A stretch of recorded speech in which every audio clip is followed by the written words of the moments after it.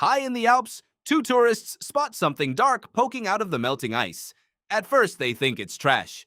Then they get closer. It's a body. Police assume it's a lost climber. A pathologist arrives with a jackhammer to pull it free, damaging the hip in the process.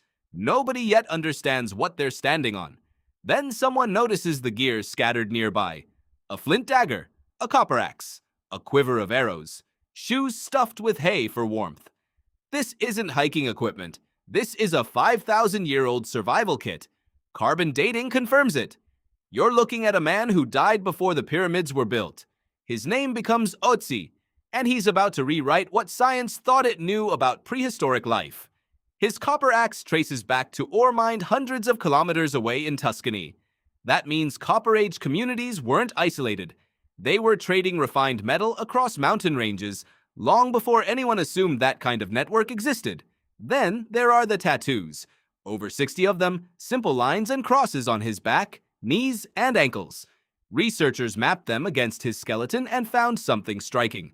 They line up almost exactly with joints showing arthritis and old injury. These weren't decoration.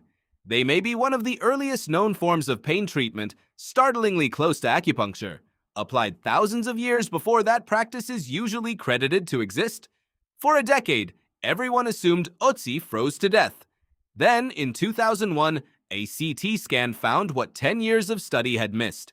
An arrowhead, buried in his shoulder, having torn through an artery. He hadn't frozen, he'd been shot. Forensic work uncovered defensive wounds on his hands and blood from at least 2 other people on his weapons. He may have fought before he died. And his last meal, a full plate of meat and grain, tells researchers he wasn't slowly starving. He was running, and he stopped just long enough to eat before moving again. Who was chasing him? Nobody knows. The ice kept that question frozen right along with the evidence. What Ötzi really destroyed wasn't a wrong guess about a hiking accident. He destroyed the idea that prehistoric people were simple. He had joints he was trying to treat. Goods traded from hundreds of kilometers away. A genetic risk for heart disease that still gets diagnosed today. The next time your shoulder aches after a hard week, you're echoing a pattern of behavior that's at least 5,000 years old. 2 tourists went looking for a trail. What they found instead was a man managing pain, danger, and survival, just like you do, 5,000 years apart.